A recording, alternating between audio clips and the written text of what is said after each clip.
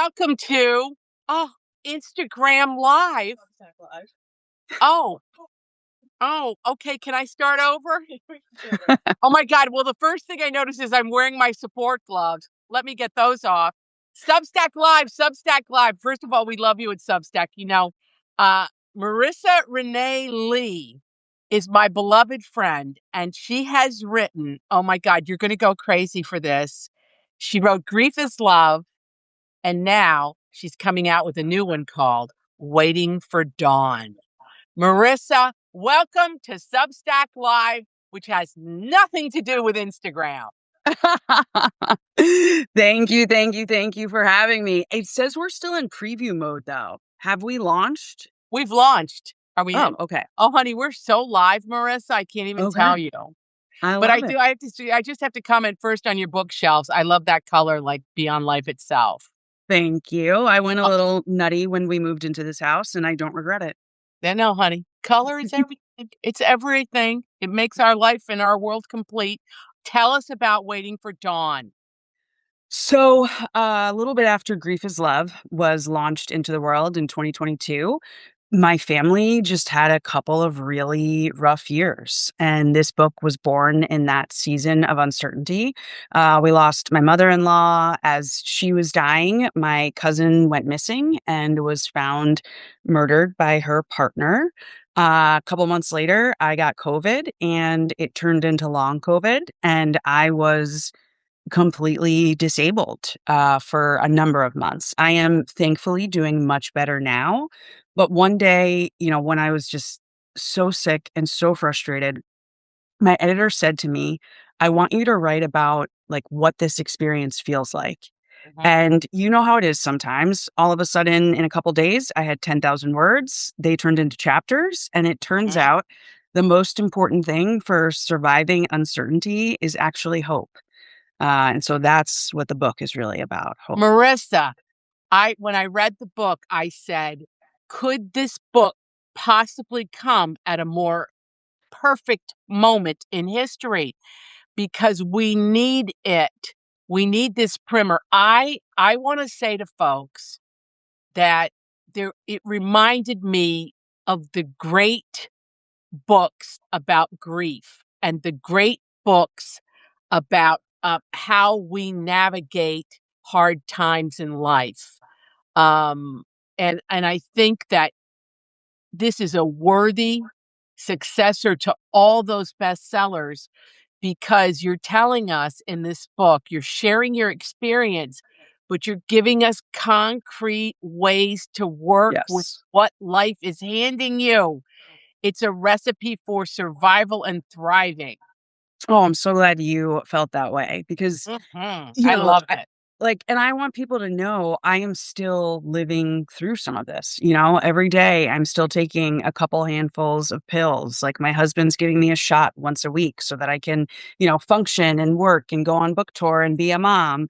And I wanted to create something that would help someone else, no matter what the period of uncertainty is. It doesn't have to be a health crisis. It could be something in your marriage. It could be becoming a caretaker for an older relative. It can be job loss. Like it can be any of the With the things. job loss thing, you reignited me. I needed to read this at a certain point about how do you reframe who you are in a Yes. changing world. Oh my gosh, Marisa. I mean, The it's like, identity. Yeah. The yeah, identity I switch piece. between the Italian and the English. I'm sorry, It's Marissa. okay. It's Yeah, I okay. We know. love Italian here. But I I'm know. upstate New I York. know. Like, You're the all-American, baby. But you know what I'm saying about this book? And it's so beautifully rendered as only you can write. thank you. So it's gonna. You know what I was thinking too? Like we're gonna do a big giveaway. We'll give this away for Mother's Day. I think moms Oh, need to thank read you. because you're Yeah. navigating motherhood with this one. Yeah, it was it's been rough, I'll be honest with you. When I first got sick, my son was 2.5. And virtually overnight, I went from being a mom who could run, dozens of errands in the weekend, volunteer at school, do my work for my clients, write an op-ed, and then be playing out in the yard with my kid, to suddenly not even being able to pick him up to put him in his car seat.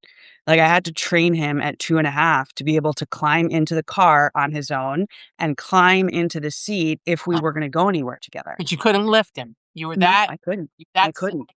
And now he's huge. And so, like, now he's actually, like, almost too big for me to lift him, even Now he though I can lift have been you. trying. Yeah, Let's just face it. about, just about. He just asked me if he could go to Burger King for a burger snack. I'm like, "A burger is not a snack, but okay, okay. Sure, sweetie." Oh my God, I love him already. Okay. So, Marissa, tell us, and I think that this is like the most important aspect of this book, is this idea that you're in your life and you think you're one thing, and then life throws you a bunch of whammies and you have to pivot and you have to figure it out.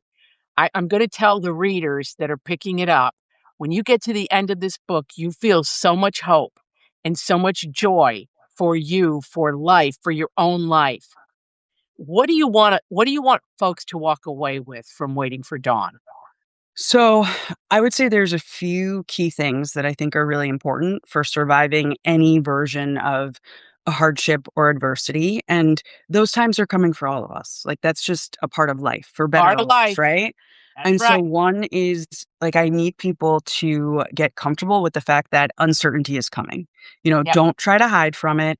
Don't live in the land of denial, because I did that in the beginning with long COVID. I didn't want to have long COVID. I was like, that's weird. Nobody's going to know how to help me.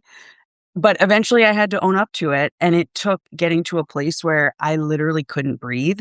The asthma was so severe in both of my lungs. And so don't be like me, be honest about it, and when it shows up, like, be prepared and willing to face it so you can figure out what to do about it. The second thing is, I want people to feel really comfortable with asking for help.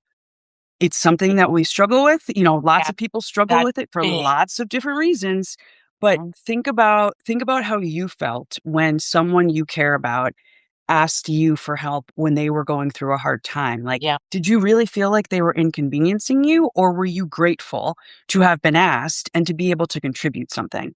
And just keep that in mind when you're going through it, and don't feel any sense of shame for not being able to navigate on your own, because Mhm. that's not how it's supposed to be. We evolved in community for a reason. Yeah. Lean on your community, ask for help. Yeah. The third thing, to something that you said, this piece about identity, I didn't realize until parts of my identity were just taken away, how much I was attached to certain things, like, Yeah. my intelligence, my physical strength, my ability to work quickly and, synthesize information really fast for clients and just get things done. And all of a sudden, it was like I was moving through quicksand or just not moving at all. And I realized we need to separate our true identity from these external markers of identity. Because Uh, what you really want to focus on is, what are the things that people are going to say about you at your funeral? Like, those parts of your identity that just cannot be changed. Like, you, Adriana, are a kind and generous person. Like, that's not going to change just because you're going through like a difficult time in your life. And so I think it's just really important for people to recognize that, because it makes it easier to then accept the change when, these external things fall away. and you're pulling this thread throughout this beautiful book. You're pulling a thread of hope that you if you once were strong, maybe you've been through it, you'll be strong again, which is Yeah. why I think the book goes, it's like you go to the mountaintop at the end. You really feel like I'm going to be okay. And there's so many people out there, Marissa, that are struggling, whether it's a cancer diagnosis or some other illness, or they're taking care of their aging parents, Yeah. or they have problems with their children. This book was like, it gave me this primer of steps you can take to turn your life around. And it here's the other part that I took away from this, is that you will naturally get through the bad times in the same way that you enjoy the good times. Yeah, You're gonna get through it. It's not fixed, it is ever changing. exactly. What a lesson during Holy Week, really. Yeah, yeah. It's no, I mean, That's you're why I was so excited you were on this week because I thought, what can we give the listeners and the readers at Substack and everywhere else we are, the aforementioned, wherever else we are.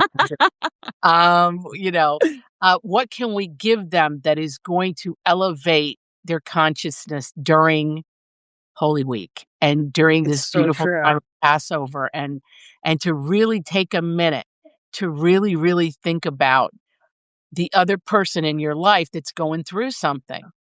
I Yeah. mean, I never worry about you, but when I read this, I thought, "Oh my gosh, Marissa's been through it, but she's processing it."